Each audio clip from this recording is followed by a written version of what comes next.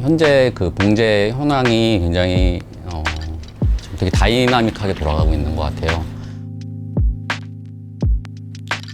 글로벌화 되면서 어떤 그 판매와 유통과 그리고 생산 어떤 구조가 예전과 다르게 굉장히 짧고 빠르고 급변하고 있는데요.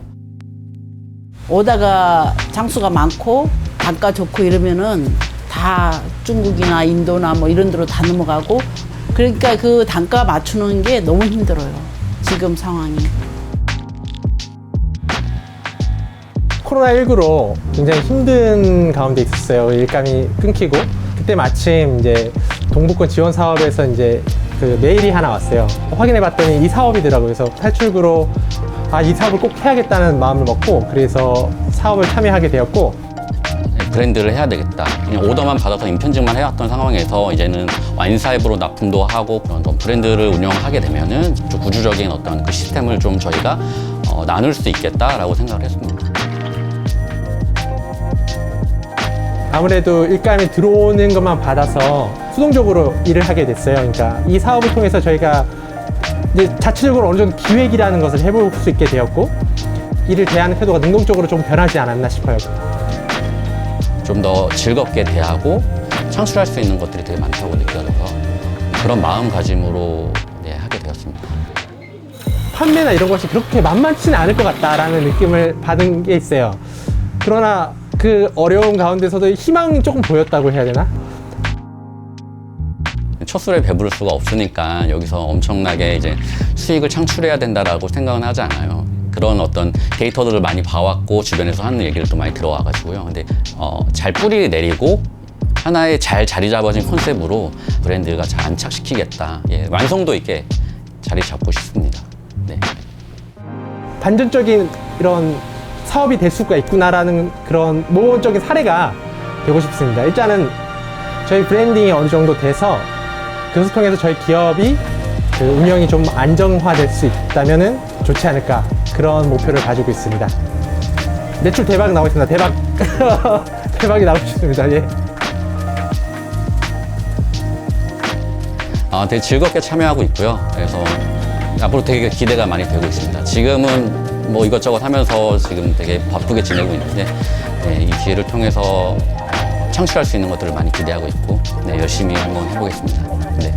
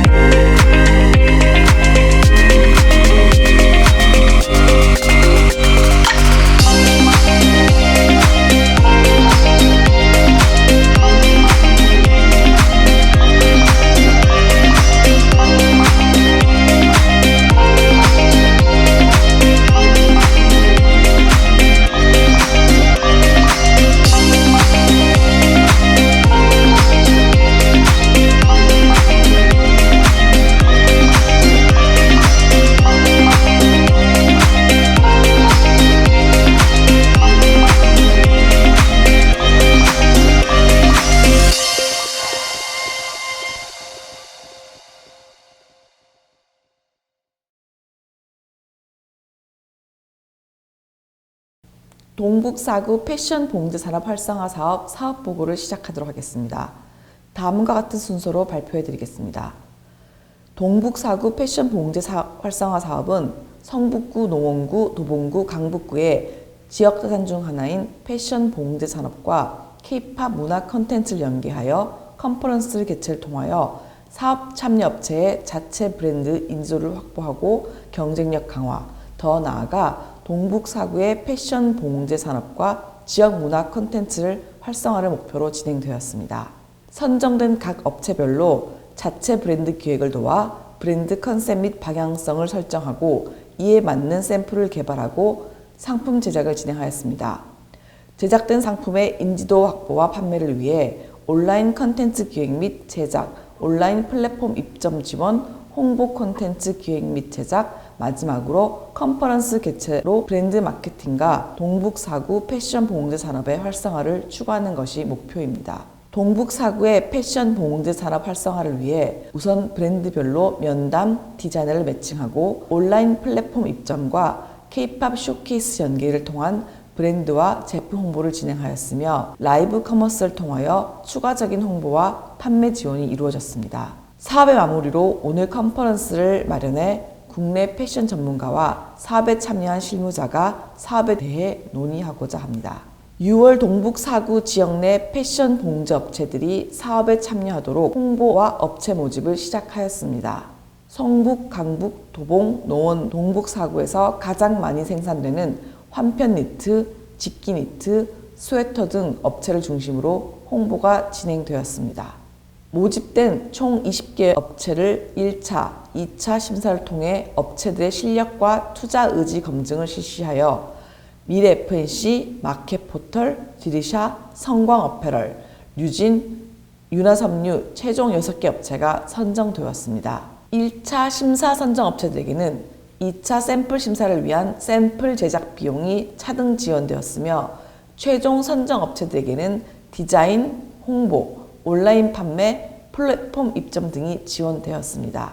최종 선정된 업체들은 업체별 개별 면담을 통하여 브랜드화를 위하여 현재 역량 및 제반 사항을 점검하였으며 업체별 필요사항과 샘플링, 생산 소요기간 등 확인과 마케팅 및 디자인을 논의하였습니다. 업체별 개별 면담은 브랜드를 준비하기 위한 가장 첫 번째이자 가장 중요한 단계로 업체들이 브랜드 방향을 설정하고 브랜드화를 위해 필요한 사항을 확인하는 자리였습니다. 도출된 브랜드명 및 브랜드 컨셉은 이번 사업의 첫 번째 성과입니다. 참여업체 대부분 내부 디자이너가 없는 상황에서 디자인 지원을 필요로 하여 디자이너를 매칭해 브랜드 고유의 디자인을 제공할 수 있도록 지원하였습니다. 이후 업체가 자체적으로 디자이너와 커뮤니케이션을 진행하고 디자인 개발 및 샘플 생산을 진행하였습니다. 업체들 대부분이 온라인 판매 플랫폼 입점 경험이 없으며 홍보 마케팅에 중점을 두는 이번 사업 구조상 제한된 스타일 수의 생산 품목으로 업체 부담을 줄이는 방향으로 진행되었으며 다음과 같은 제품들이 생산되었습니다. 온라인 판매 플랫폼 입점을 위하여 제품 홍보 콘텐츠가 제작되었으며 9월 18일부터 20일까지 6개 업체의 룩북과 140개의 제품의 제품 컷 촬영이 이루어졌습니다. 완성된 브랜드별 룩북과 제품 컷, 그리고 제품별 가격, 소재 등 상세 내용을 취합하여 온라인 판매 플랫폼 29cm와 무신사, 상품 등록 및 판매 준비를 진행하였습니다. 10월부터 입점 및 기획전을 진행한 온라인 편집 매장 29cm는 국내외 패션 및 라이프스타일 제품을 취급하는 온라인 편집 매장으로 트렌디한 국내외 브랜드들이 입점되어 있습니다. 20대 후반부터 30대에게 가장 인지도가 높은 온라인 편집 매장입니다. 가치와 영향력에 민감한 29cm 고객층에 맞춰 29cm 기획전은 패션 봉제 활성화 사업 통합 기획전 형식으로 오픈하여 이번 사업과 브랜드 인지도 확보에 중점을 두었습니다. 11월부터 입점 및 기획전을 진행한 온라인 편집 매장 무신사는 국내 최대 규모의 온라인 편집 매장으로 현재 트렌드를 잘 보여주는 편집숍입니다. 무신사 신규 입점 브랜드 기획전에 맞춰 플랫폼 이용자에게 개별 브랜드를 소개하고 브랜드별 컨셉과 제품을 드러내는 데 중점을 두었습니다. 29cm와 무신사는 현재 우리나라 온라인 판매 플랫폼을 선도하고 있으며 입점만으로도 신생 브랜드가 인지도 있는 브랜드로 자리 잡는 데 큰 도움이 됩니다. 브랜드별 자율성을 높이고 자체적으로 판매 및 홍보를 진행할 수 있도록 간담회 자리를 마련하여 29cm와 무신사 제품 등록 CS 처리 등 운영 방법과 실제 판매하면서 발생할 수 있는 문제와 앞으로 플랫폼에서 자리 잡기 위한 방법 등 실무적인 안내를 진행하여 이번 사업 이후에도 브랜드가 발전할 수 있도록 지원하였습니다. 홍보 방안으로는 K-팝 연계 쇼케이스 진행을 중점으로 뮤지션과 브랜드를 매칭하여 브랜드와 제품 홍보를 진행하였습니다. 서다 프로젝트는 동북 사구인 성북, 강북, 도봉, 노원구의 초성과 구별 색상에서 착안하여 심볼을 제작하였으며 동북 사구와 동북 사구의 패션 봉제 활성화를 위하여 뮤지션들이 무대에 서다를 이중적으로 의미합니다. K-팝 연계 쇼케이스는 2회에 걸쳐 브랜드와 어울리는 뮤지션들이 브랜드 의상을 입고 공연과 인터뷰가 진행되는 쇼케이스가 촬영되었습니다. 브랜드 테스트먼트와 뮤지션 가오, 브랜드 류진과 뮤지션 라인, 브랜드 엑스터와 뮤지션 레디, 브랜드 마리네이드와 뮤지션 스월비, 브랜드 MCL과 뮤지션 이예준이 매칭되었으며 서다 라이브로 티저와 본 영상, 비하인드 영상 총 9회에 걸쳐 영상이 송출되었으며 브랜드 소개와 29cm 무신사 기획전을 홍보하여 판매를 촉진하였습니다. 업체별 매칭 뮤지션과 간략한 소개 그리고 쇼케이스 당시 의상입니다. 인지도 있고 브랜드와 이미지가 어울리는 뮤지션들로 선발하여 쇼케이스에서 브랜드 이미지를 표현하는 데 중점을 두었습니다. 이번 쇼케이스는 YG 엔터테인먼트 캐릭터 크렁크와 콜라보레이션을 진행하여 크렁크가 쇼케이스의 메인 캐릭터로 활약하여 쇼케이스의 MC 역할과 홍보를 담당했습니다. 크렁크는 국내뿐만 아니라 YG의 해외 팬들에게 브랜드를 노출시킬 수 있는 기회로 쇼케이스에서 협찬받은 브랜드 의상을 입고 꾸준히 유튜브 콘텐츠를 제작하고 있습니다. YG 크렁크는 유튜브 채널, 인스타그램, 페이스북, 틱톡을 통해 K-팝 연계 쇼케이스 홍보를 진행하며 9개 영상이 조회수 평균 3,000회 이상을 기록하고 있으며 앞으로도 꾸준히 조회수가 나올 전망입니다. 또한 쇼케이스에 참여한 뮤지션들도 적극적으로 개별 SNS에 홍보하고 재가공되어 유통된 쇼케이스 영상을 통하여 쇼케이스 이후에도 홍보 효과가 지속될 것으로 기대합니다. 추가적으로 라이브 커머스 플랫폼 소스 라이브를 통해 제품 홍보와 판매를 진행했습니다. 새로운 쇼핑 트렌드로 떠오르고 있는 라이브 커머스는 라이브 비디오 스트리밍을 통해 실시간으로 판매자와 교류하고 주문할 수 있어 단기간 내 제품 홍보와 판매가 이루어집니다. 의류 전문 라이브 커머스 플랫폼 소스 라이브를 통해 11월 16일, 19일 2회에 걸쳐 실시간 방송을 진행하였습니다. 지금부터 홍보 결과, 매출 결과, 사업 결과에 대해 말씀드리겠습니다.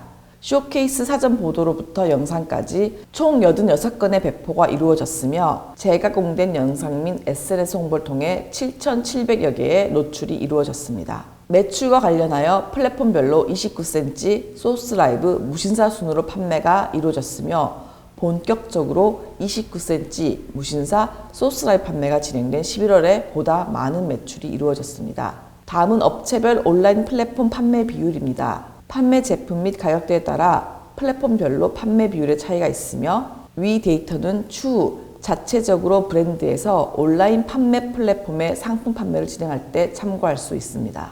개별 면담과 디자이너 매칭을 통해 브랜드 방향을 제시하고 브랜드 사전 준비, 온라인 플랫폼 입점을 준비하면서 컨텐츠 제작과 제작 과정, 제작물, 입점 가이드 공유를 통해 브랜드가 자립할 수 있도록 목표하였으며 장기적인 홍보 효과를 위해 홍보 채널을 섭외하여 홍보를 진행하였으며 직접적인 홍보 및 판매를 위해서 라이브 커머스 참여 기회 또한 제공하였습니다. 오늘 컨퍼런스를 통해 패션 분야 전문가와 브랜드 실무자가 이후 브랜드 방향을 도출하여 지역 봉제 업체가 인지도 있는 브랜드로 자리매김할 수 있는 브랜드 마케팅 기회 또한 제공합니다.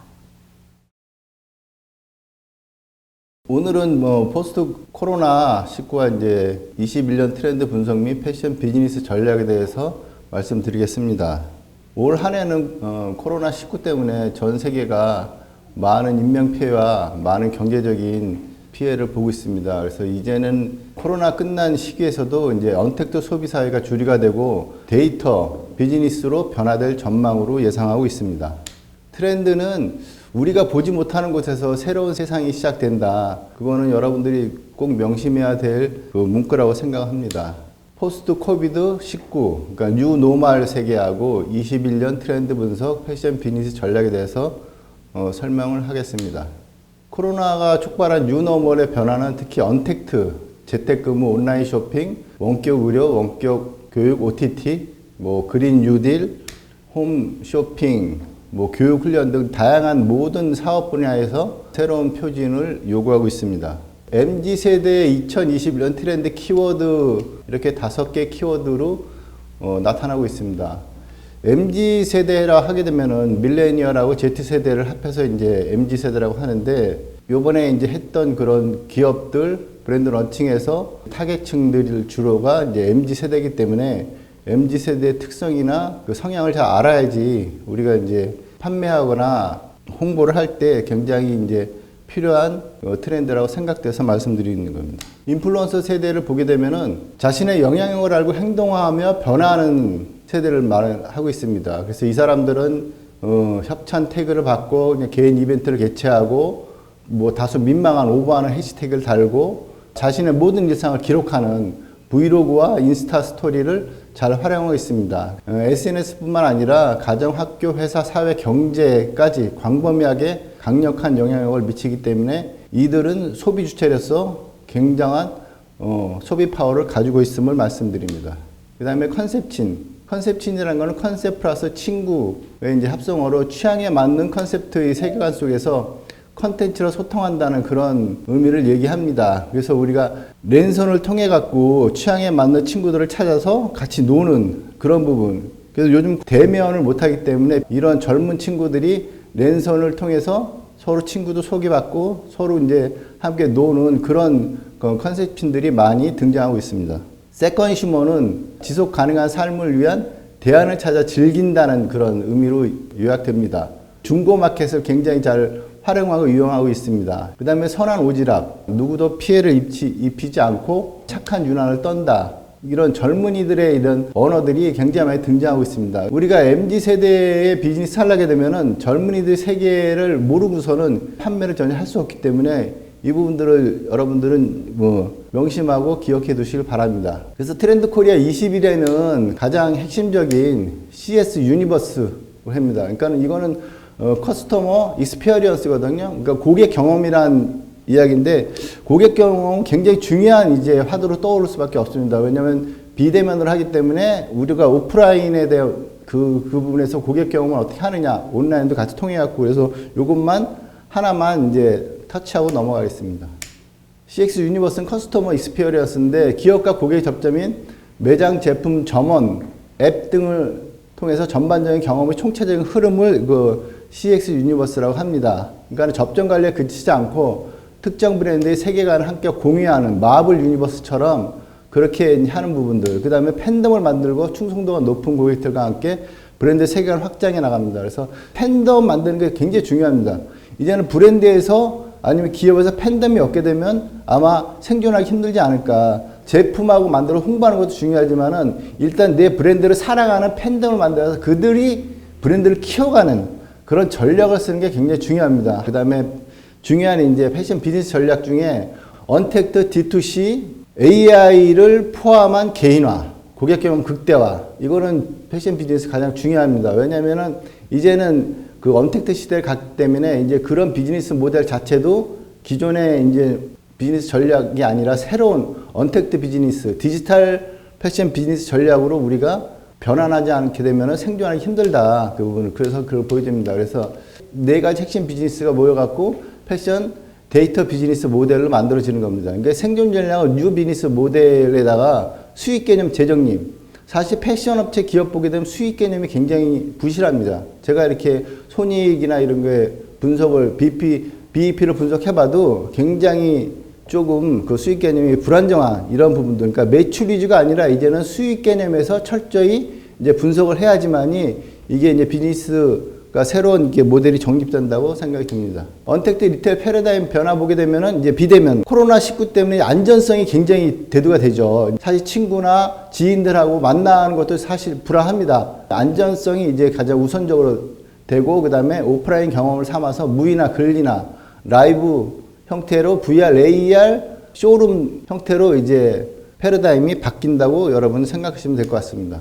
D2C는 우리가 흔히 말하는 소비자와 상품을 직거래하는 방식이죠. 바로 생산자하고 소비자 다이렉트로 붙는 그런 다이렉트 투 컨슈머 형태의 플랫폼들이 점점 나오게 되고요. 그런 부분이 점점 이제 활성화되리라고 생각합니다. 근데 또 하나 여기서 이제 추가되는 부분이 S2B2C라고 Supply to Business to Consumer. 그러니까 제조 공급사로부터 개인 판매자가 일반 소비자 그 상품을 이제 유통하는 플랫폼인데 경험 많은 셀러 판매자들이 끼므로써 매출 효과를 굉장히 이제 극대화시킬 수 있는 거죠. 이런 옴니라는 것은 모든 방식, 모든 것이라는 뜻이거든요. 그래서 기업이나 브랜드들이 하나의 종합적인 채널로 통합시켜서 비즈니스 한다는 개념이거든요. 그러니까 앞으로 옴니 채널로 모든 걸 승부를 해야지만이 우리가 그 온오프라인을 떠나가지고 굉장히 효과나 파급력이 크리라고 생각합니다.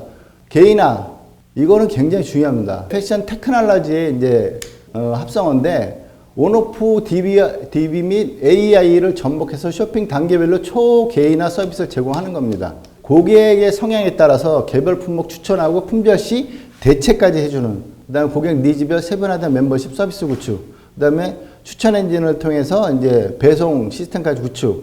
그래서 고객 선호도에 맞는 최적의 개인화 경험 제공을 가능하게 하는, 그게 굉장히 중요합니다. 그 다음에 마지막으로 이제 고객 경험 극대화 전략이 나옵니다.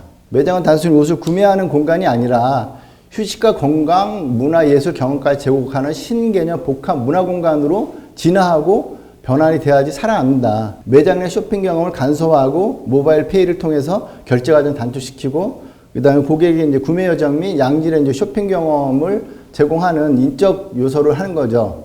컨시어지 같은 그런 전문가들이 옆에 붙어갖고 제안해주는 그런 디지털 경험을 구현할 수 있는 그런 부분들.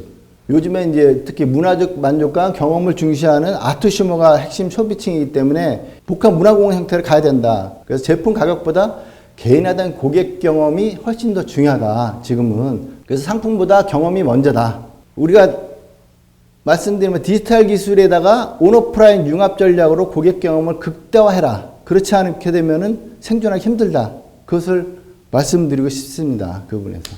기존에 있는 그 비포 코로나 시대의 그런 전략 갖고는 우리가 이제 생존할 수 없습니다. 그러니까 새로운 전략으로 안전하고 접촉 없는 새로운 경험을 제공해야 된다. 그래서 맞춤형 개인화 서비스가 굉장히 부각될 수밖에 없는 그 부분이 되는 거고요. 안전을 우선 보장해야 됩니다. 그래야지만 우리가 비즈니스 할 수 있는 거죠. 안전 보장되면서 복합 문화 공간으로서 우리가 대면할 수 있는 그런 형태의 우리가 패러다임 시프트를 볼 수가 있는 거죠. 디지털 비즈니스가 가속화되는 디지털 트랜스포메이션으로 가야지만이 우리가 생존할 수 있다. 물론 오프라인도 계속 생존합니다. 근데 기존의 오프라인 개념 말고 새로운 디지털 개념의 비즈니스의 오프라인이 새롭게 돼야지만이 우리가 살아남을 수 있다. 이상으로 대단원의 막을 내리겠습니다. 감사합니다. MZ세대에 대한 그 트렌드나 포스트 코로나의 시대에 맞는 대응 뭐 이런 걸 말씀해 주셨어요. 그러면은 과연 30대라든지 40대 이런 그 소비층에 대한 포스트 코로나 시대에 어떤 특별히 우리가 염두에 둬야 될 그런 그 변화라든지 이런 게 있는지 좀 힌트를 좀 얻고 싶습니다. 예, 30, 40대 역시 마찬가지로 그 Z세대 그쪽에 이제 많이 좀 포함되는 것 같아요. 그러니까 지금 사실 대세 중에 대세가 그 밀레니얼하고 Z세대가 지금 모든 구매력을 이끌고 있어요. 제가 이제 분석을 보더라도 그들의 매출이 가장 좀 높기 때문에, 그래서 제가 그 브랜드 런칭한 거 보니까 대부분이 그거 밀레니얼하고 Z세대에 많이 속해 있더라고요, 타겟층이. 그래갖고 제가 이제 MZ세대 트렌드 분석을 해드린 거거든요, 그 특성들을. 그래서 그 사람들은 굉장히 적극적으로 이렇게 온라인 언테크를 활용하는 게 굉장히 커요. 그 다음 세대는 이제 오프라인에 익숙하다 보니까 그게 이제 적은데, 얘네 세대들은 그런 온라인이라든가 이런 게 이제 익숙하고 취향이 뭐냐, 이제 취향 따라 이제 그 비즈니스라든가 이 개념이 틀려지다 보니까 트렌드 분석해가지고 제가 이쪽 있는데 같이 이제 공유를 많이 하거든요. 이제 그런 부분들. 그래서 아마 내년 1월까지는 그 소비자 라이프 스타일부터 분석해가지고 아마 2021년도에 전체적인 이제 트렌드는 아마 한눈에 볼 수 있을 것 같습니다. 그래갖고 그런 트렌드가 메인은 아니지만 트렌드를 모르게 되면 또 비즈니스를 또 못하는 경우가 굉장히 많아요. 남들은 이렇게 앞서가는데 그런 부분에서 나는 이제 뒤쳐가는 부분이기 때문에 그런 것들을 분석해가지고 내가 지금 하는 비즈니스에 빨리빨리 접목시켜서 새로운 뉴썸싱을 만들어내서 좋은 효과가 있기를 바랍니다.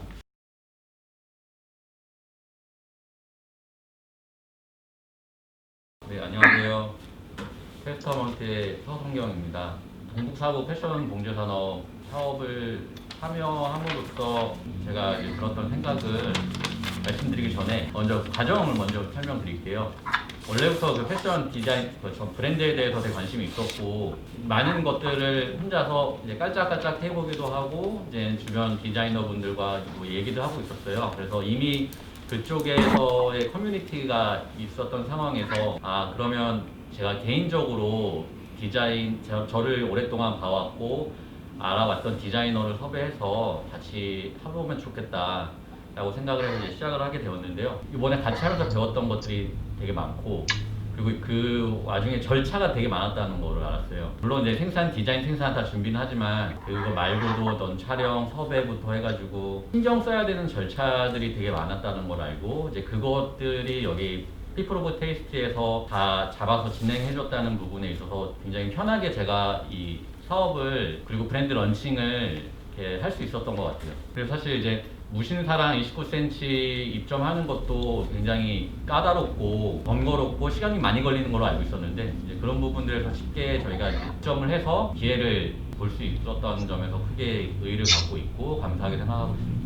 저희가 디자인을 처음 했을 때 그 니트를 만드는 공장이지만 니트에 국한시키지 않고 전반적으로 토탈로 보여줄 수 있는 브랜드로 갖고 나가고자 했었어요. 사실 니트의 그러니까 시즌성에 굉장히 약점을 노출하고 있었기 때문에 그것들을 이제 보완하고 니트만 보여줄 것이 아니라 전반적으로 다 제시를 해줘야 된다라고 생각을 해서 토탈로 준비를 해가지고 니트 파트는 저희가 생산했지만 그 외적인 것들은 뭐 바지라든지 제가 입고 있는 이런 코트라든지 이런 것들은 봉제 공장에 맡겨서 저희가 진행을 했습니다.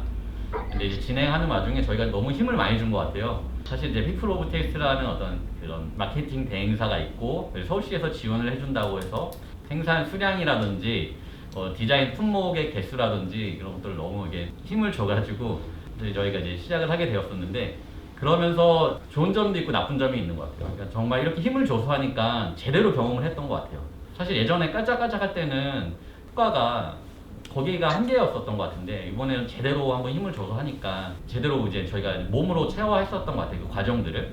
근데 이제 단점은 이럼으로 인해서 사실 이제 생산 비용이 되게 많이 들어갔고 그 판매가 또 원활하게 이제 많이 창출되거나 그러진 않으니까 이제 재고 부담이 이제 생기고 이제 그런 부분이 단점으로 꼽히겠고요. 지난주에 촬영을 또 했어요. 브랜드 자체적으로 윈터 시즌으로 해가지고 촬영을 더 했고 준비를 했는데 지난번 그 가을 겨울 때처럼 스타일수를 많이 가져간 건 아니고 한 4스타일 정도를 가져가서 저번 시즌의 보완 겸 그리고 이제 윈터 시즌 캡슐 의미로 이렇게 런칭을 하면서 조금 더 직접적으로 더 체화를 했었던 것 같습니다. 하나하나 신경 써야 될 게 되게 많고 들어갈 돈이 되게 많구나 그러면서 좀 공부가 됐었던 것 같고 해보니까 점점 더 살얼음 판이더라고요. 이제 저희가 이제 스스로 잘 해놔야 되는 상황이니까. 근데 마케팅이 가장 힘든 것 같아요. 봉제 업체에서 브랜드를 냈을 때 가장 힘든 부분이 마케팅인 것 같고 제가 이제 경험해봤을 때 이제 마케팅도 단순하게 마케팅 업체에 맡기거나 아니면 돈을 주고 하는 것보다는 자기가 하고자 하는 브랜드의 특성에 맞게 먼저 기획 단계부터 시작을 해서 마케팅을 해야 되겠다라는 어떤 고민들도 좀 많이 했었고요. 이거는 이제 고객한테 들었던 피드백인데 화면에서 본 게 아니라 실제로 옷을 접했을 때 그 옷에 대해서 더 매력을 느낀다고 하더라고요. 그래서 이 점으로 봤을 때 오프라인 편집샵이라든지 로드샵이라든지 오프라인 쪽으로도 같이 병행이 진출되었으면 좋겠다라는 어떤 생각을 했었고요. 지금 상황에서는 되게 여러 고민들이 있는데 앞으로 2년 정도는 2시즌은 한번 해보고 싶어요. 어떻게 이제 흘러가든지 저희가 이제 디자이너와 함께 2시즌은 같이 한번 해보고 싶고 그 어떤 그 방향성과 컨셉을 정해 나가야 되겠지만 2시즌은 해보고 싶습니다. 안녕하세요. 강준의 유용입니다. 저는 이번 동북 4구 패션 봉제 산업 활성화 사업을 통해서 양말 패션 전문 브랜드인 YNG를 런칭했습니다. 저는 이번 사업 통해서 저희 여기 동북 4구 굉장히 OEM에 치중해서 작업을 하고 계시는데요. 저희가 OEM에 좀 치중하다 보니 좀 일 자체가 끌려가는 경우가 많아요. 저희 주도적으로 할 수 있는 일이 없고 이번 사업을 하게 되면서 또 새로운 길이 있을 수 있다는 거를 좀 느꼈습니다.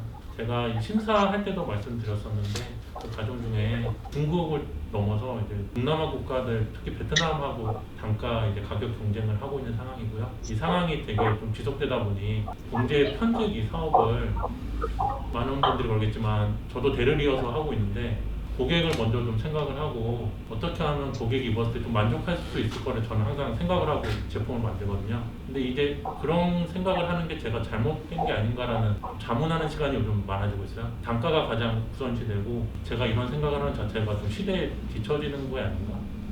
제가 잘못된 게 아닌가라는 생각 좀 많이 했었는데 이번에 이런 사업을 통해서 다양한 온라인 플랫폼에도 제가 입점도 해보고 브랜드 런칭 이벤트도 하면서 내가 좋은 제품을 만들고 그런 생각을 가지고 있으면 고객들도 이렇게 좀 피드백을 해주고 또 대량 생산을 하면서 간과하던 부분이 분명히 있었어요. 하던 대로 만들어 오던 게 고객들이 또 지적을 해주면서 이렇게 내가 또 몰랐던 게 있었구나 이런 걸 느끼면서 제가 이런 좀 피드백을 주고받으면서 내가 패션 봉제 산업의 좀 1인이라는 걸 좀 오랜만에 좀 느꼈던 계기인 것 같습니다.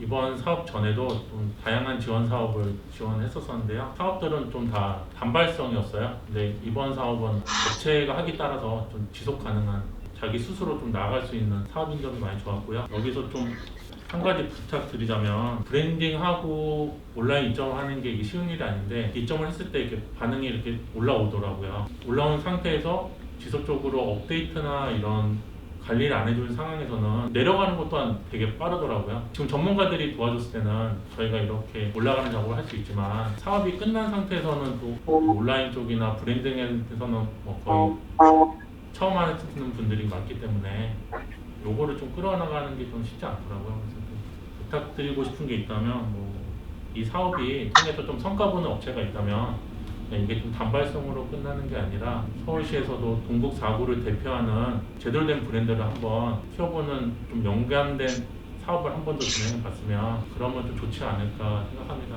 뭐 선정된 업체가 있다면 저희가 이렇게 좀 많은 도움을 받은 거를 뭐 서울시에서도 저희 도움이 필요한 데가 분명히 있을 거예요. 저희 양말로 치면은 좀 취약층인 노숙자분들이 겨울철에 제일 필요한 게 의류 중에서 양말이에요. 양말이 없어서 동상 걸리거나 이런 경우가 너무 많아서 그런 또 연계 산업을 저희가 또 할 수 있을 것 같고 저는 또 이번 사업 통해서 다양한 경험을 할 수 있어서 많이 고맙습니다.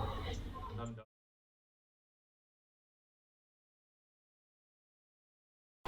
예, 이번 주제 1의 봉제업체 현황인데 사실 굉장히 핫 이슈가 되는 부분이죠. 현 봉제산업의 위기 및 봉제산업 활성화 방안인데 사실 굉장히 지금 힘든 시기죠.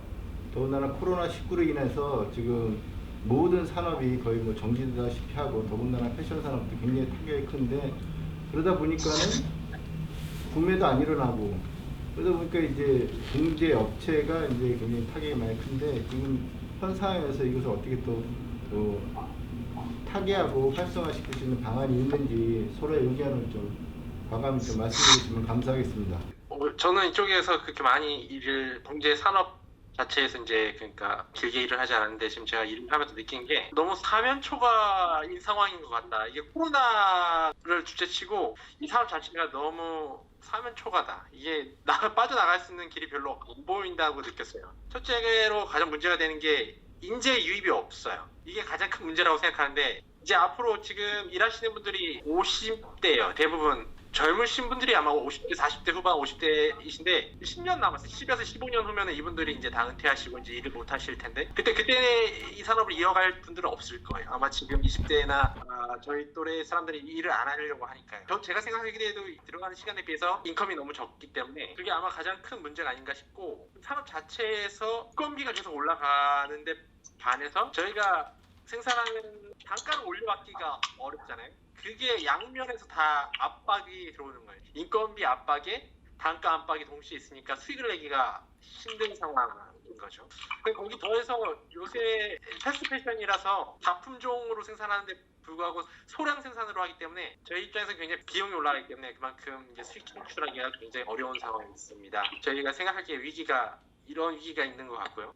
제가 이렇게 생각할 때 어떻게 하면 이 산업을 활성화시킬 수 있을까? 이 어려운 터널을 지나가면서 생존할 수 있을까를 생각해봤는데 판매에서 나오는 부가가치를 이 봉제 산업에 옮겨오는 방법밖에는 탈출구가 안 보였어요. 제가 이 일을 하면서 느낀 거는 저희 도와주시는 것처럼 이렇게 마케팅이나 이런 저희 브랜드 런칭에서 직접적으로 D2C라 그러나요? 다이렉트 투 컨슈머 쪽으로 옮겨가지 않는 이상은 나만 할 수 있는 봉제업체가 거의 없다라고 느꼈어요. 그것을 하는 동시에 D2C를 통해서 이제 판매 경험을 쌓고 기술 쌓으면서 뒤에 그 다품종 소량 생산 체제를 빨리 구축해야 된다. 예를 들어서 CAD나 캠 같은 거죠. CAD는 이제 전산식 패턴이나 뭐 샘플링 가능하게끔 되고 또 빠르게 계산할 수 있는 캠 시스템을 구축해야지만 아마 그런 지금 산업에서 생존할 수 있지 않을까. 근데 이게 만만치 않은 게 CAD나 캠이 굉장히 비용이 비싸기 때문에 아마 그쪽 산업을 넘어갈 수 있는 기업은 굉장히 소수일 것 같습니다.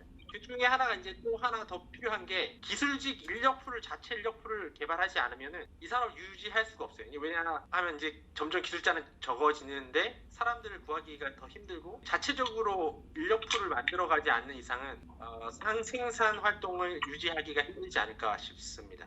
그렇기 때문에 제 생각엔 이제 활성화시키기 위해서는 D2C 판매를 통한 이제 부가가치를 어느 정도 흡수하면서 다품종 소량 생산의 시스템 구축하고 그와 동시에 인력풀을 만들어야 한다.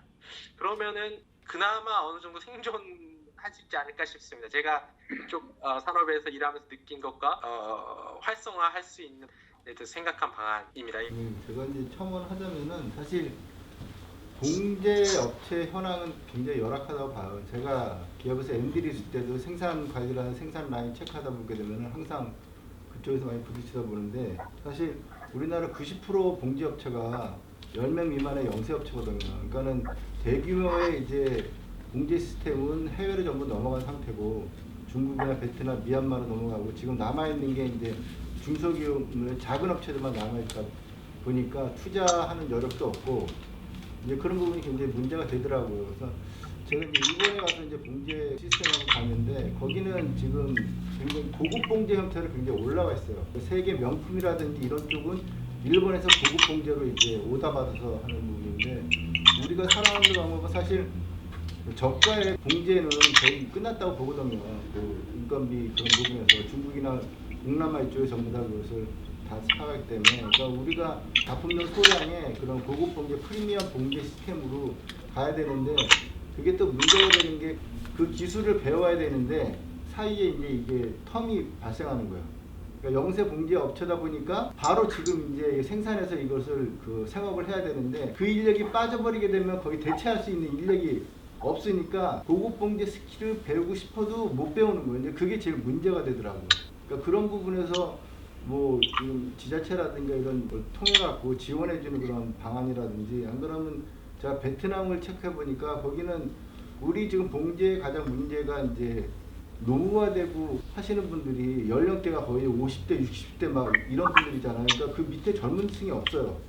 근데 베트남은 어떻게 되냐면은 대학을 만들었더라고. 봉제 대학 이런 게 있어요. 그러니까 젊은 층을 끌어들여 갖고 거기서 그 봉제를 하고 그 대학에서 또 예를 들어 갖고 기업하고 산학 연결시켜 갖고 오다를 또 받아 걔네들이 했더라고. 그러니까 거기 졸업하게 되면 또 기업체 또 이제 그 봉제 인력으로 이게 하고. 근데 우리는 대학 자체가 굉장히 문제가 많은 게 전부 패션 디자인과 위주잖아요. 거의가. 그러다 보니까 패션 산업에 있어서 패션 디자인이 중요하지만은 그 외에 다른 분야도 같이 발전해야 되는데 패션 디자인과만 있다 보니까 나머지 거기를 그거 만들 수 있는 전문 인력들 배출이 거의 없다 보니까 문제가 되게 크더라고요. 그러니까 걔네는 그거를 이제 해소해가지고 그런 형태로 돌려가지고 그 인력을 만들어서 하는데 저는 이제 우리나라 특성화 고등학교 많이 있잖아요. 그러니까 저는 특성화 고등학교 중에서 봉제 특성화 고등학교를 한번 만들었으면 좋겠어요. 건의를 해가지고 그러면은 걔네들을 중심으로 해서 젊은 인력들을 만들어서 50대, 60대 되시는 분들은 사실 봉제하는 그 남은 기간이 거의 이제 안 남았잖아요. 한계가 이제 되고 그러면 젊은 인력이 흡수가 돼야 되는데 그분들 얻게 되면 우리가 봉제 산업은 그냥 무너질 수밖에 없는 구조가 되거든요. 이제 그런 부분도 중소규모의 소량인데 프리미엄 봉제 저는 그쪽이 굉장히 중요하다고 생각해요. 어차피 이제는 대량으로 해낸 시대는 이제 거의 끝났거든요. 그거는 이제 대기업이나 이제 해외 쪽에서 하기 때문에 우리가 살아남을 방법은 소량으로 하면서 다품종으로 대신에 굉장히 프리미엄, 고급식으로 시스템을 갖춰가는 거. 그런 부분들. 그래서 저는 이제 독일에서 하게 되면 이제 봉제 공학이라는 게 있거든요. 우리나라 제가 이제 현업에서 이제 있을 때 하다 보면 봉제 공학을 도입해서 만드는 데 거의 없어요. 그러니까 왜냐면은 우리가 티셔츠 한 장 만드는데 니은자 라인으로 했을 때는 1분 30초 걸려. 근데 디귿자 라인으로 했을 때는 2분이 걸려. 그래서 저는 그걸 설계해가지고 팀별로 그것을 전부 스톱워치로 쟀어요. 근데 한 장 만들 때 예를 들어서 10초나 20초가 차이를 한다 그러면 엄청나게 비용을 절감하거든요. 왜냐면 그게 뭐 몇백 장, 몇천 장이 넘어가면 그게 다 돈이니까 이제 그런 부분들에서 빨리 할 수 있는 부분인데 우리는 그냥 라인을 그냥 편한 대로 이제 세팅해나가서 해요. 제가 워크시트를 갖고 전부 다 쟀어요. 여기서 셔츠 한 장 만들 때 2분 30초, 여기는 셔츠 한 장 만들 때 디귿자 라인 하니까 셔츠 한 장 만들 때 3분이 걸려요. 그러니까 한 라인에 따라서 30초 걸려, 한 장 만들 때. 그러면 그게 100장, 200장, 1000장 오다가 많이 들어갔어요. 그 비용은 엄청나게 크고 속도도 스피드가 많이 나오거든요. 그러니까 지금은 다품종 그거 하면서 스피드가 또 중요하거든. 이게 나올 때 빨리. 지금 제가 볼 때도 아까 그 트렌드 설명할 때도 지금 이 상황에서는 방향성보다 스피드예요. 누가 먼저 빨리 만들어서 빨리 시장에 내놔서 빨리 바꾸느냐. 사실 SPD 브랜드가 가장 키워드가 스피드잖아요. 걔네들은 디자인이라든 이거 굉장히 많이 만들면서 빨리 푼단 말이에요. 근데 우리나라는 이게 시즌 기획이 늦기 때문에 항상 뒷북치는 디자인이 나오거든. 소비자가 보통 요구하는데 그 뒤에 디자인이나 이게 나오다 보니까 굉장히 문제가 크다. 그래서 이제는 좀 더 그런 부분에서 좀 스피드 있고 좀 빠르게 그런 형태로 좀 조절을 하게 되면은 그나마 그게 뭐 정답은 아니겠지만은 어느 정도 좀 버틸 수 있는 여력이 생기지 않을까. 그러면서 그 인력들의 이제 고급 봉제 스킬을 배우는 거. 저는 그때 문화복장 학원인가 거기는 고급 봉제를 아예 가르쳐 주더라고요. 그러니까 저희는 이 학교나 이런 데서 그런 고급 봉제를 가르쳐 주면서 이런 인력들을 로테이션 해가면서 그거를 배우게 되면은 훨씬 좋은 그런 양질의 그게 봉제업체가 살아남을 수 있는 방안이 아닐까. 대규모로 막 찍어내는 것은 중소기업은 할 수가 없어요. 비용도 그렇고 모든 면에서. 그러니까 그런 형태에서 우리만이 갖고 있는 그런 시그니처 봉제 시스템을 갖고 가게 되면은 그나마 우리가 견딜 수 있지 않나 그렇게 생각이 듭니다.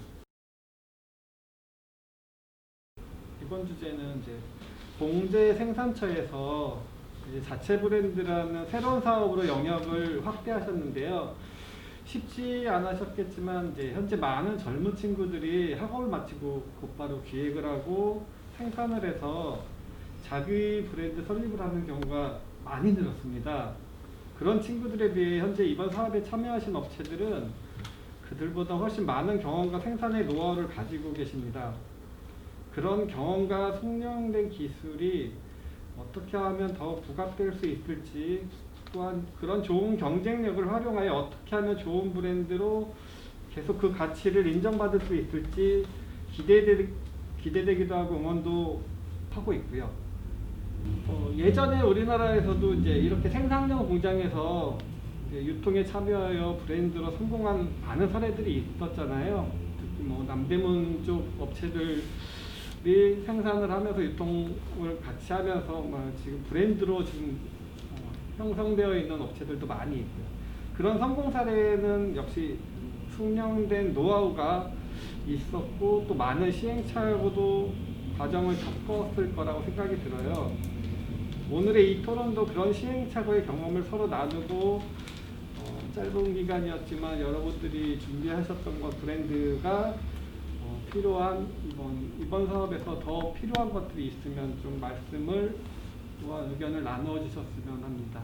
가구라든지 그 K-팝 하시는 분들 옷도 입히고 그 사진 촬영했던 걸로 알고 있는데 플랫폼 60일인가요? 거기서 뭐 같이 공연도 하고 그랬던 걸로 알고 있어요. 사실 근데 저는 그 부분을 되게 중점적으로 생각했던 게 이게 우리 동북 사구잖아요. 동북 사구니까 여기서 사람들이 같이 모여서 그 옷을 입은 걸 느끼고 해서 사실 이거 약간 지역화, 블록화된 건데 여기서부터 이게 차근차근 뻗어 나가서 어우러졌으면 더 좋았을 뻔하다고 생각이 들었는데 근데 물론 지금 코로나 시대라서 할 수 있는 것들 다 못한 걸로 제가 알고 있어요. 근데 앞으로 제가 그래서 바람은 뭐냐면 그런 곳을 모아서 약간 오프라인 팝업식으로 이렇게 매장을 살짝 열어서 오히려 거기로 홍보 집중해서 해도 되게 좋을 것 같기도 했다는 생각이 들고요. 근데 좀 그런 부분에 좀 더 지역화 블록화된 방향성을 좀 생각해봤어요. 네. 그러니까 저도 이런 사업을 많이 이제 옆에서 지켜봐왔고 지내왔었는데 코로나 시대 이전이다 보니까 팝업 스토어가 메인이었던 것 같아요. 그런 거 많이 해봤는데요. 일회성에 단발성에 많이 그치지 않았나라는 생각도 많이 들고. 근데 저는 이번 사업이 되게 재밌었던 게 오히려 강제적으로 코로나 시대에 맞춰서 비대면 이런 시스템으로 움직이다 보니까 지금 젊은 친구들이 지금 굉장히 노력하면서 하고 싶어 하는 것들을 여러분들은, 여러 업체분들은 그냥 다 해보신 거예요. 지금 젊은 디자이너들도 그런 걸 하기 위해서 되게 혼자서 열심히 뛰어다니고 업체들 만나고 상담하고 하는 그 과정이 되게 어렵거든요. 근데 그런 거를 지금 너무 편하게 하신 거죠. 그래서 되게 디자이너 입장에서는 되게 부러운 환경에서 지금 이번 프로젝트를 진행하셨다고 저는 느끼고 있고요. 직접 유통을 운영을 할 수 있는 그릇에 다 지금 들어가 계셨잖아요. 들어서 경험을 해보셨잖아요. 앞으로 운영할 수 있는 그런 코드를 다 받으셨잖아요. 봉제 산업이 힘들긴 하지만 이번 이 사업은 굉장히 성공적이었지 않을까, 저는 그런 생각을 했어요. 네, 저는 정도 대표님은 이제 굉장히 이제 호의적으로 이제 좋은 말씀하셨어요. 근데 제가 보는 MD의 관점으로서는 조금 문제가 있다. 그러니까 브랜드가 제가 쭉 이제 그 자료를 보고 이제 분석하는 거 보면은 제가 이제 브랜드 런칭을 많이 해보다 보니까 근본적인 브랜드 컨셉에 문제점이 좀 있지 않을까. 왜냐면은 우리나라 브랜드, 내노란 브랜드 다 나와도요, 브랜드 컨셉이 모호한 게 굉장히 많아요. 그러니까 우리나라 브랜드 보게 되면은 제가 분석하다 보면은 10년 넘어가는 브랜드 몇 개 안 돼요. 항상 거기에 컨셉에 흔들려 갖고 나중에 디자인이 이상하게 나와. 그러니까 기존의 이제 컨셉 자체가 확고하게 이게 우리가 뭐가 보여주는 이렇게 컨셉이 나와줘야지 그 다음에 디자인 매니지먼트로 넘어가서 디자인 나오는데 그게 확고하게 되지 않다 보니까 디자인이 처음에는 이게 나왔다가 이쪽으로 갔다 저쪽으로 갔다 자기네 이제 줄기가 없는 거예요. 그렇게 되면 나중에 브랜드 자체가 흔들려 버리거든요. 그럼 소리 소문 없이 그 브랜드가 사라지는 경우를 너무나 많이 봤어요. 그러니까는 우리가 아이템 선정도 굉장히 중요하거든요. 왜냐하면 우리 브랜드에 팔 수 있는 그 메인 아이템, 주력 아이템, 시그니처 아이템이 뭔지가 확실히 나와줘야 되는데 제가 보기에는 조금 아쉬운 부분이 없지 않아 있었어요. 그렇게 되면은 이게 과연 3년, 5년, 10년 지나서 과연 계속 존재할 수 있느냐, 그 부분들이 우리가 보강해야 되지 않을까, 그런 식으로 좀 말씀을 좀 드리고 싶네요. 좋은 유통의 기회를 만들어 주셔서 굉장히 좋은 경험을 했고요. 오늘 주제에 있는 K-팝 연계 마케팅이라고 되어 있는데 앞으로 이 방식으로 해볼 수 있는 가능한 방법이 과연 뭐가 있을까요? 한번 힌트적으로, 아이디어적으로 좀 도움을 주셨으면 좋겠습니다. 거창하죠. K-팝 연계해가지고 한다는 것 자체가. 근데 디자이너들은요, 지금 그 작업을 많이 하고 있는 게 다른 거 없었어요. 그냥 협찬 정도에서 시작을 처음에는 했어요. 아마 조금 관심도가 높아지는 브랜드 같은 경우는 그런 스타일리스트가 조금 접근을 많이 할 거고요. 그리고 그런 거에 대해서 좀 호의적으로 옷을 협찬을 해주시거나, 그리고 그런 거에서 이제 자료를 많이 좀 찾으시면은 그런 쪽에서 연계 사업을 앞으로 계속 이어가야 되지 않을까. 지금 거창하게 K-팝 연계 사업 해가지고 한류 스타를 어떻게 입히냐 되게 머리가 아프실 것 같은데요. 이제 조금 더 진행하시다 보면 자연스럽게 그게 익숙해지실 거라고 생각이 들어요. 근데 주의하실 게 감사합니다. 너무 K-팝에 연연 안 했으면 좋겠어요. 왜냐면 K-팝의 한계 마케팅이 분명히 있기 때문에 진짜 잘 나가는 브랜드는 K-팝하고 큰 상관이 없어요. 근데 그거를 K-팝은 일종의 활용 도구로 이용하는 거지, 그게 메인이 돼버리게 되면은 브랜딩 할 때 굉장히 타격이 커지게 돼요. 우리 브랜드만의 아이덴티티, 정체성을 가지고 브랜드 컨셉으로 매니지먼트 하게 되면은 저는 그것을 분명히 알아주는 소비자들이 있거든요. 그 부분에 대해서 북한의 최 대표님 할 말씀 많이 있으시잖아요. 저도 이제 2011년도에 사업 자료를 오픈했고요. 근데 지금 현실적으로 봤을 때는 저희가 뭐 호텔 대리점에서 아이유부터 기생충에서 아카데미 시상식에서도 저희 옷을 입고, 근데 저희는 북한이라는 브랜드는 좀 컬러가 확실한 브랜드이기도 한데, 장 교수님께서 말씀하셨다시피 K-팝엔 그 한계점이 있는 것 같아요. 자기 색깔이 아이덴티티가 확실히 있는 브랜드만 좀 살아남을 수 있는 것 같고, 그렇다고 해서 너무 컬러가 너무 치우중되는 그런 거 아니라, 그래도 이제 팔 수 있는 것들도 연동해서 계속 연구해서 준비를 해야 되는 게 제일 맞는 것 같습니다. 예, 그리고 하나 제가 첨언하자면은 일단 전부 글로벌 스탠다드를 맞춰갖고 글로벌로 공략하게 되면은 분명히 내가 원하는 그런 스타일의 이런 사람을 찾는 그런 해외 바이어들이나 이런 게 있으니까 그걸 좀 적극적으로 이렇게 좀 그 온라인을 통해 갖고 좀 공략을 했으면 저는 바람이에요. 그런 부분이. 그럼 분명히 아마 또 다른 이렇게 돌파구가 나올 수 있는 부분이 있거든요. 그리고 저는 이번 업체분들이 지금 생산처를 갖고 계시는데 무신사에 지금 다 올라가 있는 제품들이 조금 더 많았으면 좋겠어요. 왜냐면은 더 해보실 수 있는 기회들이 많이 있잖아요. 지금 현재 들어가기 어려운 상황에서 들어간 경우이시니까. 왜냐면은 이제 아무나 이렇게 막 입점할 수 없는 그런 거에서 지금 입점을 하셨으니까 조금은 더 컨셉 잡기 힘들잖아요. 그러면은 이제 공격적으로 더 업로드를 시켜서 지금 여기서 멈추면 아쉽잖아요. 계속 옷을 만들어 보고 사진도 찍어 보고 또 올려 보고 판매도 지금 유통을 참여하셨으니까 이제 그런 거에도 조금 더 많이 좀 연구를 하셨으면 좋겠습니다. 네, 안녕하세요. 코로나19로 우리가 사는 세상이 너무 많이 변하고 있어요, 지금. 근데 일상생활은 물론 산업 시스템도 변하고 있는데, 대부분 산업계가 이러한 변화에 적응하고 맞춰가고 있는데, 우리나라 패션 봉제 산업도 시대의 변화에 맞춰 유연하게 대처해야 된다고 생각합니다. 특히 언택트 소비가 늘면서 패션 산업 유통 구조가 급격히 변화하고 있는데, 소비 판도를 뚫기 위한 가장 매력적인 채널로 떠오르는 게 온라인 플랫폼이라고 생각해요. 그러니까 그 중에서 라이브 커머스는 올해 한 해 가장 핫한 키워드였다고 생각합니다.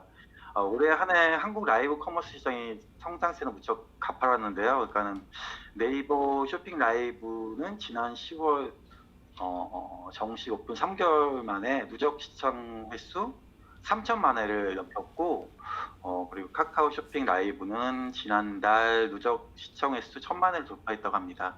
북한은 재작년부터 라이브 커머스를 진행했는데 한국 방송이 아니라 중국 왕원들이 저희 매장에서 라이브 커머스를 진행하고 판매된 제품을 중국으로 보내는 형식으로 진행했어요.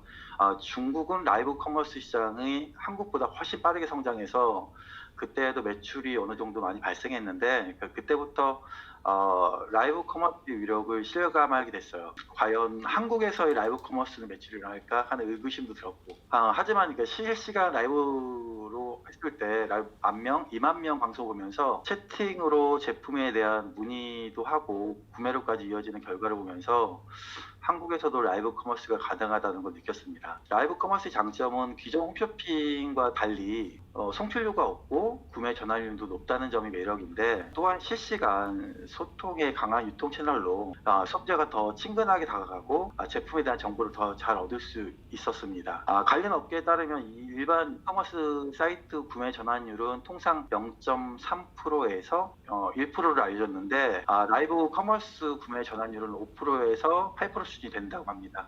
이처럼 성장성과 수익 측면의 매력적인 라이브 커머스 시장을 우리는 좀 더 잘 활용했으면 좋겠습니다. 동북 사구, 그러니까 패션 봉제 산업의 활성화 중 매출도 중요한 부분일 텐데, 그 매출을 일으킬 수 있는 매력적인 채널이 라이브 커머스입니다. 라이브 커머스 사업을 전략적으로 잘 준비한다면 매출 상승에 큰 도움이 될 거고요.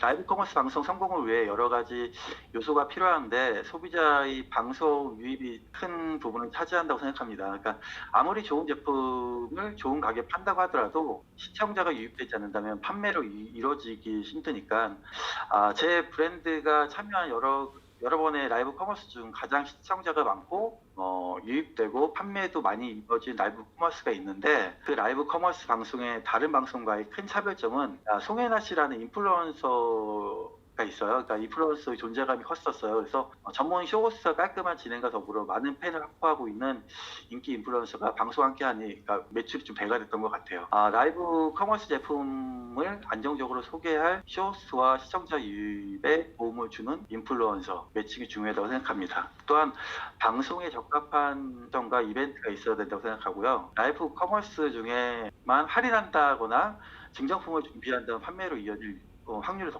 커졌던 것 같아요.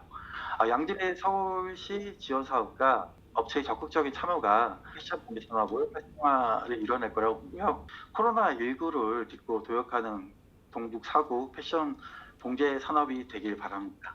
네, 저희들도 요번에 커머스에 한번 라이브 커머스의 경험을 처음 해보고 많은 그 느낌을 가졌습니다. 그래서 이제 막연하게나마 그런 플랫폼이나 이런 라이브 커머스가 우선 길이 아닌가 이렇게 생각을 하고 있는데요. 뭐 구체적으로 저희가 어디를 접근해서 지금 말씀하신 좋은 라이브 커머스 채널을 찾을 수 있다든지 어떤 인플루언서를 만나서 우리가 이런 기회를 가져본다든지 이런 거에 대한 아이디어가 없거든요. 경험이 없어서. 그런 측면에서 좀 주실 수 있다면 좋겠습니다. 그러니까 어느 채널이 우선 우리가 접근하기 좋다는 거 하고 지금 당장 우리가 어디를 접근해서 그런 정보나 그런 기회를 찾을 수 있을 것인지 아이디어를 주시면 좋겠어요. 네. 저는 이제 지금 실무적으로 이제 하고 있는 디자이너 중에 한 명이고요. 일단은 지금 쇼핑 라이브가 되게 많아요. 네이버도 있고 뭐 이렇게 라이브가 지금 굉장히 많게 홍수가 날 정도로 많아서 이제 보는 소비자들도 너무너무 지루해하고 있어요. 지금 자체로서. 근데 준비가 정말 잘해야 될 거예요. 저희도 옷도 잘 만들어야 되고 그거에 대해서 어떤 식으로 그러니까 증정이라든지 거기에 판매를 할 때 세일즈를 어떻게 할지 좀 할인도 하고 그리고 인플루언서와 잘 만나서 그렇게 해서 판매해야지만이 그 매출도 좀 이루어지는 것 같고 저희로서도 동북 사구에서 이렇게 판매 실적이 이루어질 수 있게끔 만들어주는 것도 저희가 좀 회의를 해야 될 것 같아요. 그래서 담당자님들과도 저희가 어느 쪽으로 콘텐츠를 만들어야 될까라는 많은 좀 회의가 있어야 될 것 같습니다. 지금 현재 이제 라이브 커머스가 이제 거의 대세라고 하다 보니까 아까 제가 주제 발표에서도 라이브 커머스에서 말씀을 드렸어요. 그게 이제 D2C 개념으로 이제 되는데 아마 기존 제조업체들은 그런 업체들을 찾기 쉽지 않을 거예요. 근데 제조업체 직접 경험함으로써 우리가 앞으로 팔로를 어떻게 해야 된다는 거 그런 어느 정도 전략이 섰기 때문에 그분들을 적극적으로 활용하면 굉장히 좋을 것 같고 상품의 퀄리티가 굉장히 중요하기 때문에 생각보다 굉장히 퀄리티가 안 좋다, 디자인이 안 좋다 그러면 그 다음에 라이브 커머스는 이제 하기 힘들 거거든요. 이제 그런 부분에서 이제 상품 퀄리티를 진짜 좋게끔 만드는 게 우선이고요. 그 업체들을 대행하면서 보게 되면 지금은 새롭게 나오는 게 전문 셀러를 동원해요. 기존에 있던 라이브 커머스에 비해서 15에서 20% 매출이 더 나옵니다. 모든 네트워크를 통해 가지고 전문셀러 동원해 가지고 그게 이제 아까 주제 발표에서 S2B2C라는 새로운 그 비즈니스 모델이거든요. 그러니까는 여기 제조업체들이 그거를 적극적으로 활용해 가지고 그렇게 붙이면 그 사람들한테는 그 매출액의 몇 프로 이제 그렇죠? 베니핏을 줍니다. 그럼 그 사람들은 적극적으로 자기 이제 그 부분을 활용하기 때문에 그런 부분들을 앞세워 갖고 여기서는 제조업 그 생산 퀄리티에 힘쓰고 그 판매나 이쪽 부분은 워낙 이제 유통이 이제 분리되어 있는 게 훨씬 좋으니까 분리해서 그런 식으로 그 관리를 하게 되면 훨씬 좋은 그 매출 효과를 보낼 수 있을 것 같아요. 마켓부터 정환입니다. 저희는 이번 엑스터 상품을 진행을 했고요. 사실 저희가 원래 웬만한 온라인몰이 입점해서 지금 판매를 원래 하고 있었거든요. 저희 같은 경우에는.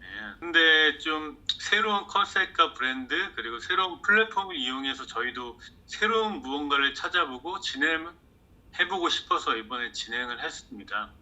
그 중에서도 저희도 마찬가지로 지금 라이브 커머스 플랫폼 자체에 관심이 많거든요. 이게 뭐 중국이라든가 이런 선례를 보더라도 아무튼 뭐 2020년에는 뭐 한 3조 정도가 나오고 2023년에는 막 8조, 10조 이렇게 계속 늘어나고 있는 추세이기 때문에 앞으로 온라인 커머스의 중점을 라이브 커머스에서 맞추는 게 좋을 것 같고요. 그다음에 지금 어떻게 보면 지금 이제 막 태동기거든요. 태동기이기 때문에 좀 혼란스러운 막 새로운 플랫폼들이 생겨나고 뭐 새로운 뭐 인플루언서들이 나타나고 어떻게 보면 좀 되게 혼란길에서 지금 뭐 뚜렷하게 방향을 정하기도 좀 애매하거든요. 어떤 플랫폼을 써야 될지 혼란스럽긴 한데 어쨌든 제가 지금까지 뭐 판매해본 경험으로는 온라인에서 가장 중요한 건 사람을 끌는 거거든요. 사람을 모을 수 있다는 게 가장 큰 무기고 그게 매출과 판매로 이어지기 때문에 지금 저희 같은 경우에는 뭐 시작 단계이기 때문에 지금 최대한 네이버라든가 카카오라든가 이런 데 잘하고 있는 곳을 우선 벤치마킹하고 뭐 그들을 통해서 판매를 한다거나 아니면 그들한테 연락을 해서 뭐 우리 상품을 판매해보고 싶다라든가 이런 식으로 좀 접근을 하는 게 좋을 것 같고요. 라이브 커머스의 장점이 구매율이 높거든요. 온라인 뭐 쇼핑몰 판매 이런 거보다 어떻게 보면 양방향 소통이기 때문에 저희가 이번에 라이브 소스도 진행한 것도 도움이 참 많이 됐었고 이런 경험을 해본 것 자체가 많은 도움이 됐습니다. 그리고 좀 더 큰 인플루언서랑 협업해서 진행을 했으면 아마 좀 매출도 더 많이 나왔을 것 같다는 좀 아쉬움도 있고요. 지금 이제 시작 단계니까 저희가 좀 더 다각화해서 준비를 해서 하면 좋은 결과를 이끌어낼 수 있을 것 같습니다. 라이브 커머스도요. 저는 글로벌에 한번 도전해갖고 글로벌 라이브 커머스 한번 해봤으면 좋겠어요. 왜냐면 이제는 팬덤이 되게 중요하거든요. 그러니까 여러분 브랜드만의 팬덤을 형성하니까 그러니까 여러분들 그 브랜드 컨셉에 맞는 팬덤, 그 세계적으로 가장 열성 팬이 많은 브랜드 중에 하나가 할리 데이비슨이에요. 할리 데이비슨 같은 그런 열성 팬덤이 있게 되면 그 브랜드는 성공하거든요. 근데 팬덤이 없게 되면은 그 브랜드는 오래가지 못합니다. 그러니까는 열렬 그 지지층이 있는 그 팬덤을 저는 온라인에 이런 데서 그런 커뮤니티를 만들어갖고 팬덤을 키우는 것도 굉장히 중요한 전략이에요. 그 팬덤을 키워가지고 그들이 거꾸로 우리 제품을 사고 홍보할 수 있게끔 마케팅 전략이 되게 중요해요. 근데 팬덤을 만들려면은 우리 브랜드만의 아이덴티티가 확실해야 되거든요. 뭐 저기 뭐 카피한 그런 게 아니라 아 여기 할리 데이비슨 확실하잖아요. 그렇죠? 그런 시그니처 뭔가 있어야 된다 이거죠. 그 팬덤 움직이려게 되면은 그런 것들을 여러분들이 제조업체 브랜딩에서 만들게 되면은 저는 성공할 수 있다고 봐요. 여러분 브랜드의 그 컨셉에 맞는 그 팬덤을 찾을 수가 있을 거예요. 저는 한번 그런 식으로 한번 해외에 한번 과감하게 도전해보는 것도 저는 좋을 것 같아요. 이상입니다.